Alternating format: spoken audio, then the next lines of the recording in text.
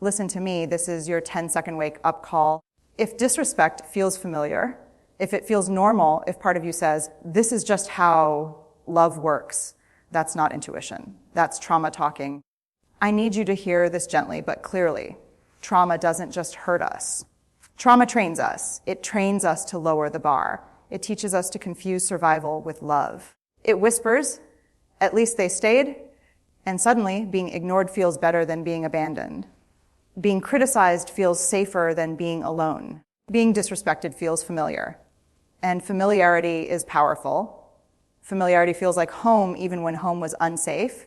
You didn't wake up one day and decide, I will tolerate less than I deserve. You adapted. You learned to read the room instead of listening to your body. You learned to stay quiet instead of staying true. You learned that love had conditions and that your needs were negotiable. So when someone interrupts you, dismisses you, minimizes your feelings, or crosses your boundaries, your nervous system doesn't scream. It sighs and says, I know this. But let me be very clear, what you learn to survive is not what you must keep to live well. Disrespect is not a personality flaw you need to tolerate. It's not just how relationships are, and it is absolutely not the price of connection. The truth, one that may shake you, is this: the moment you stop abandoning yourself, everything changes. And that moment begins with noticing what you were trained to accept without blaming yourself for learning it. This isn't about shame. This is about coming home to yourself. Here's the part most people don't talk about because it's uncomfortable. Trauma doesn't just come from big, explosive moments. It often comes from repetition, from being slowly taught that your feelings are too much, your needs are inconvenient, and your boundaries are selfish. So you learn to shrink, not all at once. Quietly, politely. You learn to apologize for having emotions. You learn to explain yourself endlessly, hoping if you find the right words, someone will finally choose you. You learn to stay even when something in your chest tightens because leaving once felt unbearable. And over time, disrespect doesn't feel like danger. It feels like effort, like love that just needs more patience, like something you can fix. If you try harder, give more, ask for less, that's the trap. Your nervous system learned that connection required self-sacrifice. That being easy was safer than being honest. That disappointment was preferable to rejection. So when someone crosses a line, you don't get angry, you get confused. You start negotiating with your own pain. You say things like, maybe I'm overreacting, or they didn't mean it, or this isn't that bad. But minimizing your pain doesn't make you resilient. It makes you disconnected from yourself. Let me say this clearly, because someone needs to hear it today. You are not sensitive. You are perceptive. You are not demanding. You are aware. You are not difficult. You are responding to something that hurts. Trauma trained you to doubt your inner alarm system. It taught you to override your instincts in order to stay connected. And the cost of that training is that you learn to accept behavior that slowly erodes your sense of worth. Healing begins the moment you stop asking, is this bad enough to leave, and start asking, why am I staying in something that hurts? That question changes everything. Here's what trauma does at a deeper level. It convinces you that endurance is the same thing as strength. That if you can tolerate more, bend more, forgive faster, stay longer, then somehow you're winning. But endurance without dignity is not strength. It's survival wearing a brave face. You were taught, implicitly or explicitly, that love must be earned. That respect comes after you prove your loyalty. That if you just show how understanding, how patient, how selfless you can be, someone will finally treat you well. So you overgive, you over-explain, you overfunction, and you under-receive. And when disrespect shows up, you don't see it as a deal breaker.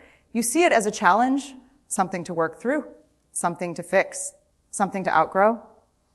But listen carefully, disrespect is not a communication problem. It's a values problem. People who respect you don't need perfect wording to treat you well. They don't need you to break down your pain into bullet points. They don't need repeated chances to care. Trauma taught you to believe that asking for risks abandonment. So you choose silence, you choose accommodation, you choose hope over evidence. You tell yourself, if I leave, I'm giving up, but sometimes leaving isn't quitting, it's graduating. There is grief in realizing this. Real grief, because it means acknowledging how long you stayed in situations that asked you to betray yourself just to belong. And that hurts deeply. But here's the reframe that sets people free. You didn't stay because you were weak. You stayed because you were conditioned. And what is learned can be unlearned. The work now is not becoming tougher. It's becoming truer. It's learning that real love does not require self-erasure. Real connection does not punish honesty. And respect, true respect, does not need you to suffer first to deserve it. You don't have to prove your worth by enduring disrespect anymore. One of the most painful truths to face is this: trauma wires you to confuse intensity with intimacy. The emotional highs and lows, the uncertainty, the waiting, the hoping your body learned to read that chaos as connection. Calm can feel boring. Consistency can feel suspicious. Respect can feel unfamiliar. So when someone shows up steady, kind, emotionally available, part of you may feel restless. But when someone withdraws, criticizes, or keeps you guessing, your nervous system lights up, not because it's healthy, but because it's known. That's not a character flaw. That's conditioning. Trauma bonds form when love and pain are intertwined. You learn that closeness comes with anxiety, that affection must be chased, that being chosen requires tolerating harm. And once that pattern is set, your body starts craving what your mind knows isn't good for you. This is why leaving disrespect can feel physically painful. Your system interprets separation as danger, even when staying is what's hurting you. So you go back.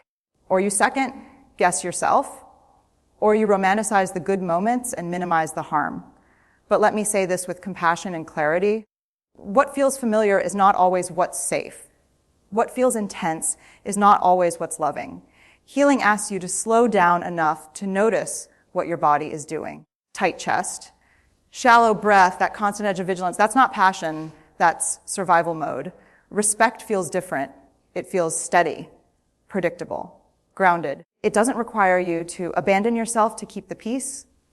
And at first, it might feel uncomfortable because your nervous system hasn't learned yet that calm can be connection too. Unlearning this is not about blaming yourself for what you're drawn to. It's about retraining your body to recognize safety, not chaos, as love.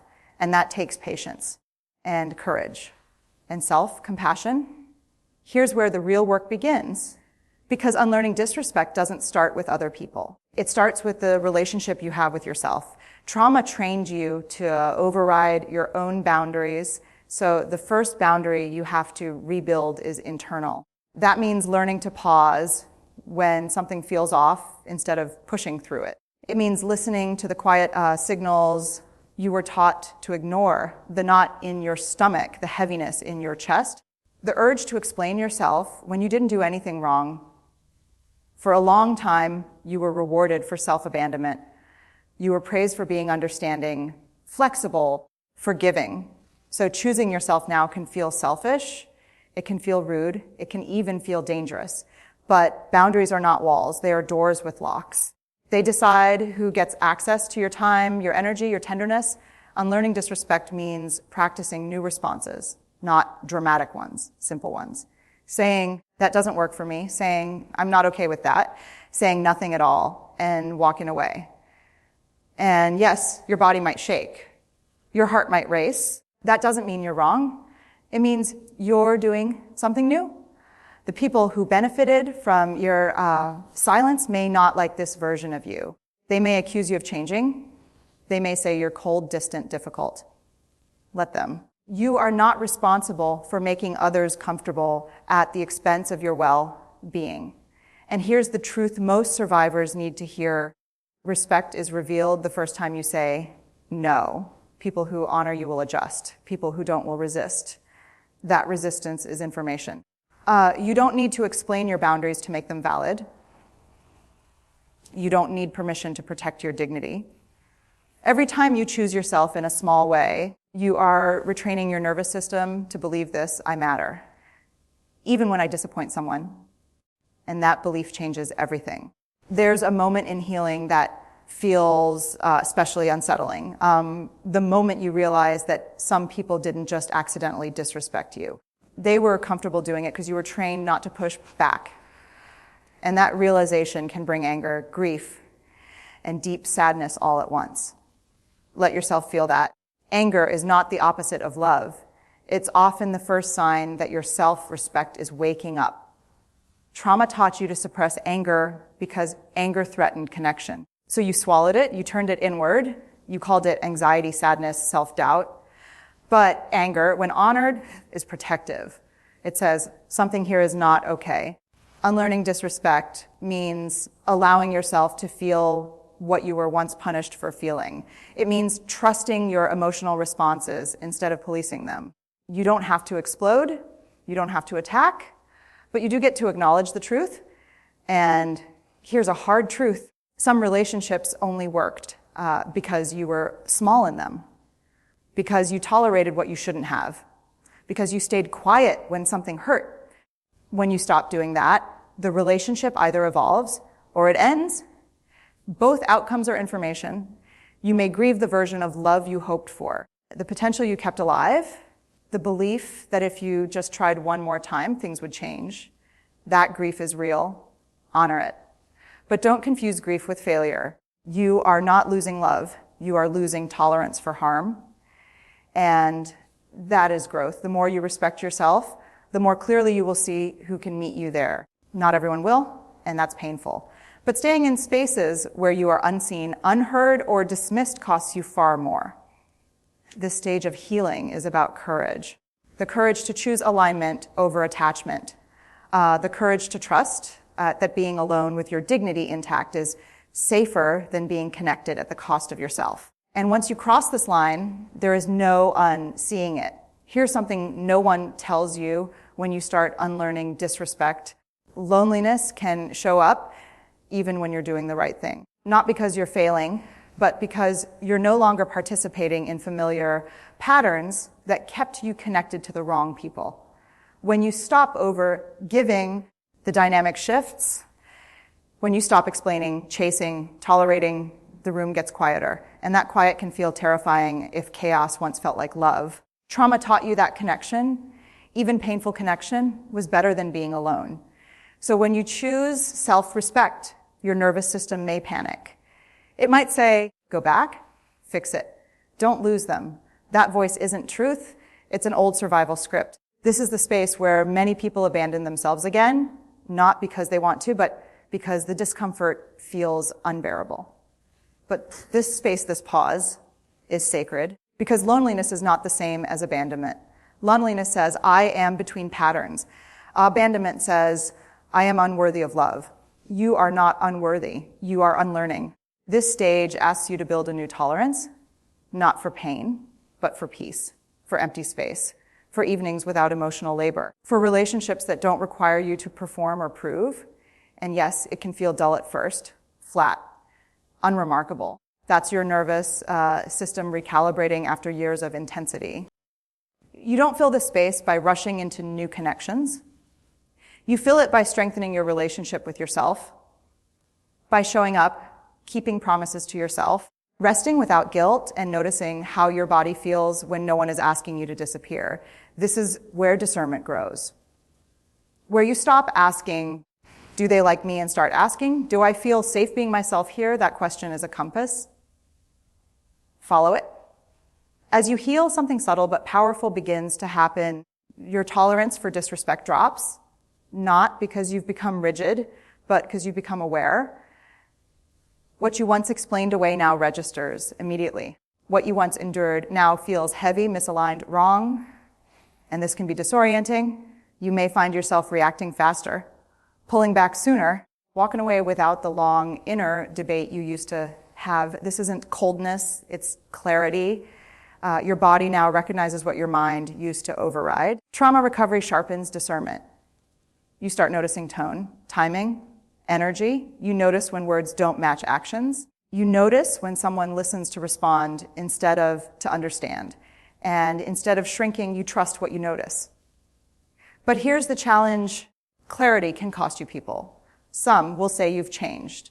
Some will say you're too sensitive, too guarded, too much. But what they're really reacting to is the loss of access, the access they once had to your time, your empathy, your emotional labor.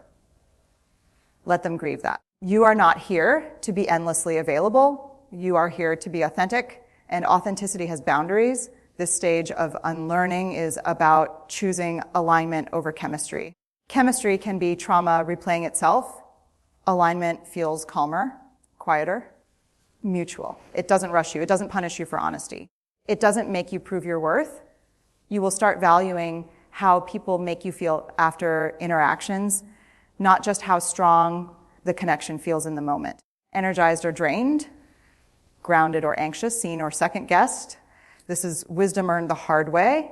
And once you trust this inner knowing, you stop negotiating with red flags. You stop romanticizing inconsistency. You stop betraying yourself for potential. You begin to choose relationships that feel like relief, not like work. At this point in the journey, the work becomes less about others and more about integration. You're no longer just reacting to disrespect. You're actively choosing a different way of being. And that requires practice. Gentle, imperfect, daily practice. There will be moments when old patterns try to resurface, when someone pulls away and you feel the urge to chase, when silence makes you anxious, when kindness feels suspicious. That doesn't mean you're back at the beginning. It means your nervous system is still learning. Healing is not linear. It's layered.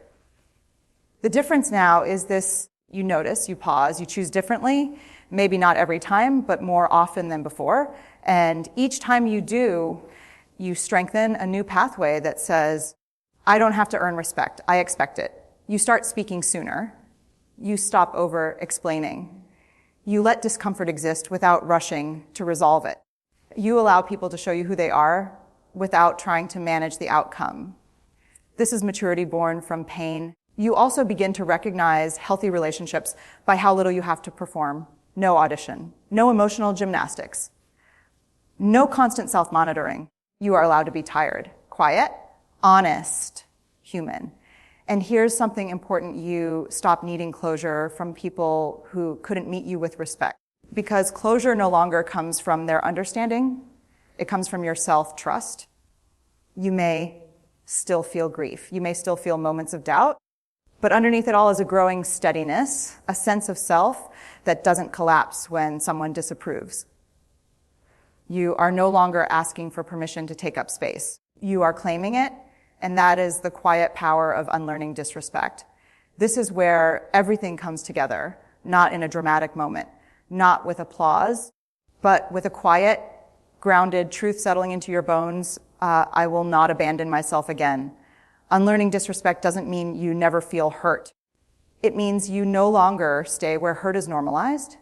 It means you don't argue with your intuition. You don't wait for proof that something is wrong. You trust the knowing that already lives inside you. You stop chasing clarity from people who benefit from your confusion. You stop asking others to validate what your body already understands. You stop negotiating your worth for connection. And here's the most powerful shift of all. Love stops feeling like anxiety. It starts feeling like safety, like steadiness, like being able to breathe fully in someone's presence. You don't need to be louder. You don't need to be harder. You don't need to be less sensitive. You just need to be loyal to yourself. Some people will not be able to follow you into this new way of living. Let them go with compassion, not self-betrayal. The right connections will not require you to shrink, suffer, or stay silent. And remember this, because it is your anchor: you were never too much. You were giving too much to places that gave too little back. Respect is not something you beg for. It's something you align with. And the moment you choose yourself, not out of fear, but out of self-respect, you end the cycle. That is how it stops. That is how you heal. That is how you finally come home to yourself.